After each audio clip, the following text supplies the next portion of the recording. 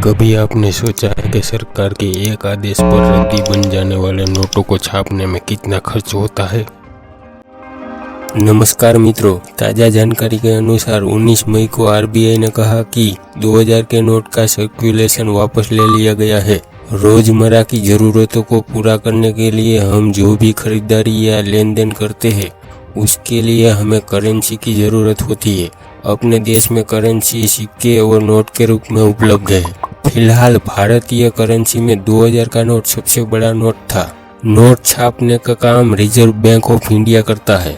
अगर आपको लगता है कि कागज पर सिर्फ अमाउंट लिख देने से उस कागज की वैल्यू 10 रुपये या 2000 रुपये हो जाती है, तो ऐसा नहीं है। हर एक नोट छापने की सीमाएं और खर्च अलग अलग है।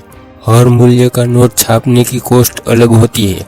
आज हम आपको बताते हैं कि आखिर नोट छापने में कितना खर्च आता है, जिसके बाद आपको समझ आ जाएगा कि आपके पास जो 2000, 500 या 100 रुपये का नोट है उसे छापने में रिजर्व बैंक ऑफ इंडिया की कितनी लागत आती है। नोटों की छपाई पर आने वाले खर्च को जानने से पहले ये बात भी जान ले कि नोटों की छपाई अब पहले से काफ़ी महंगी हो गई है। कागज और प्रिंटिंग की लागत में इजाफा होने से नोट छापने की कॉस्ट भी बढ़ गई है। फिलहाल सबसे ज़्यादा खर्च 200 रुपये का नोट छापने में आ रहा है। एक रिपोर्ट के मुताबिक साल 2020 से लेकर 2021 में 50 रुपये के 1000 नोट की छपाई का खर्च 920 रुपये था, जो कि साल 2021-22 में 23% बढ़ा और 1130 रुपये हो गया। 2000 के नोट की छपाई में कितना खर्च होता है। नोट की छपाई में आने वाला खर्च हर नोट के हिसाब से अलग अलग होता है। अगर 2000 रुपये के नोट की बात करें तो इसका एक नोट छापने का खर्च करीब 4 रुपये के आसपास आता है। 2018 में 2000 रुपये का एक नोट छापने में 4 रुपये और 18 पैसे का खर्च आता था, जबकि 2019 में 2000 रुपये का एक नोट छापने में 3 रुपये 53 पैसे खर्च हो रहे थे।